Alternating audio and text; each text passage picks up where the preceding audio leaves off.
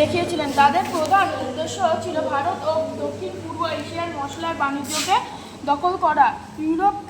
ইউরোপে ভারতের মশলা, বিশেষ করে গোলমরিচের চাহিদা ছিল খুব বেশি।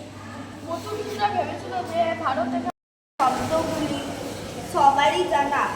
নগর শব্দটা সংস্কৃত থেকে এসেছে, আবার শহর কথাটা ফরাসি। সুলতানি ও মুঘল আমলে ভারতে গ্রাম ছিল, আবার ছিল অনেক শহর বা নগর। তার কোনোটা ছিল আর্থিক শহরে, আর্থিক লেনদেন, ব্যবসা।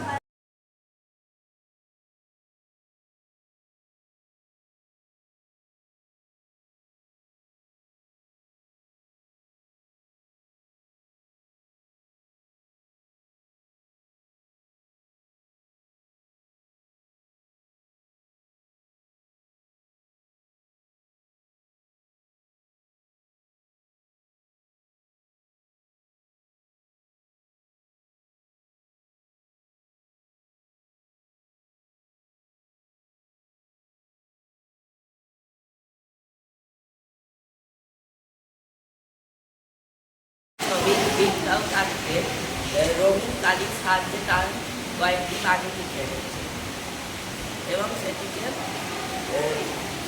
কাঠি পেপারের উপর আঁকতে আরও সুন্দর করার জন্য রঙিন সেরামিকের সাহায্যে আঁকবে। 1600 মহাজনের 16টি মহাজনের নির্মাণ ফলে এর মধ্যে 16টি মহাজন ছিল। এর মধ্যে নগদ ছিল সব থেকে বড় শক্তিশালী, এবং বজ্রিক ও মল্ল ছিল বনরাজ্য, এবং বাকি চন্দরে ছিল রাজতান্ত্রিক রাজ্য।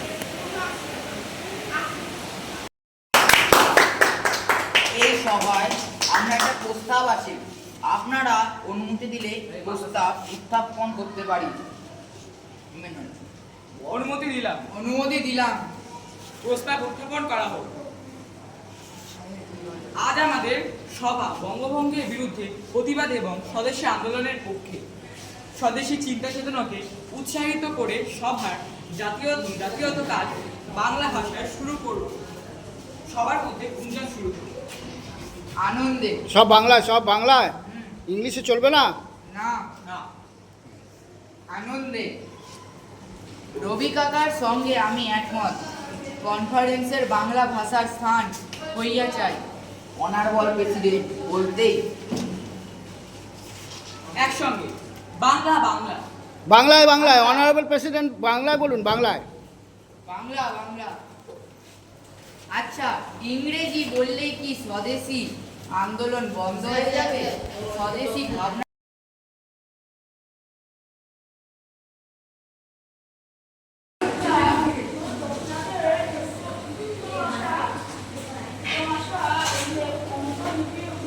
শতকে যে সমস্ত বণিক গোষ্ঠী ভারতবর্ষে বাণিজ্য করতে এসেছিল, তাদের বাণিজ্য ঘাঁটিগুলোর নাম তুমি একবার বলো। এখানে আমাদের ম্যাপে তুমি দেখাও। বাণিজ্য ঘাঁটি হয়েছে সব। পর্তুগিজের বাণিজ্য ঘাঁটি হচ্ছে দমন, বেসিন, চৌলো, তারপরে গোয়া, কালিকট। ওলন্দাজদের ঘাঁটি হচ্ছে পুলিকট, কোচি, নেগাপট্টনম। তারপরে হচ্ছে এবারে ব্রিটিশদের ঘাঁটি হচ্ছে মাদ্রাজ, বিশাখাপট্টনম, পিপিলি, তারপরে হচ্ছে বোম্বাই। ফরাসিদের বাণিজ্য ঘাঁটি হচ্ছে পন্ডিচেরি, চন্দননগর, এবং ধীরমাদের বাণিজ্য ঘাঁটি হচ্ছে শ্রীরামপুর। আমি এই যে লাল, সবুজ, বেগুনি, নীল এগুলো হচ্ছে পয়েন্টিং করা আছে এখানে সুবিধার জন্য।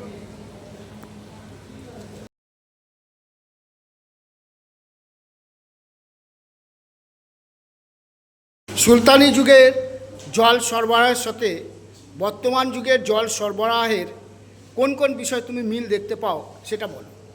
সুলতানি যুগের দিল্লিতে যমুনা নদী ছিল প্রধান জলের উৎস।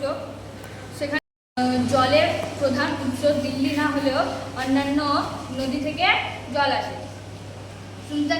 সুলতানি যুগের বিভিন্ন সুলতানরা যেমন আলাউদ্দিন খলজি, গিয়াসউদ্দিন তুগলক, ইলতুৎমিশ, ফিরোজ শাহ তুগলক নানান হৌজ বা তালাও বানিয়ে গেছে, এবং এছাড়া তারা অন্যান্য জলাধার এবং বিভিন্ন খাল কেটেও দিল্লির সমস্যাও করেছে। সুলতানি যুগের দিল্লির সাথে এখন এখনকার বর্তমান দিল্লির কিছু দিল্লি ইলতুৎমিশের তৈরি করা হৌজি শামসি আটকোনা বিশিষ্ট, সেটি এখনও দিল্লিতে দেখতে পাওয়া যায়। সেটি আটকোনা বিশিষ্ট হওয়া সত্ত্বেও was angered when the great god Shiva and his wife Uma were sitting one day on the top of a mountain. The goddess happened to notice that the other gods and their wives were sitting off together on an expedition. Do you know where they are going? She asked.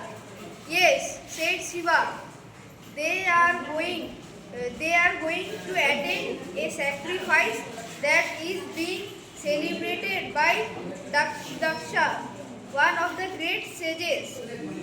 But if the gods are to be there, why are you not going? She asked. You are the greatest of the gods. Why have you not been invited? Oh, it's an old story, said Shiva.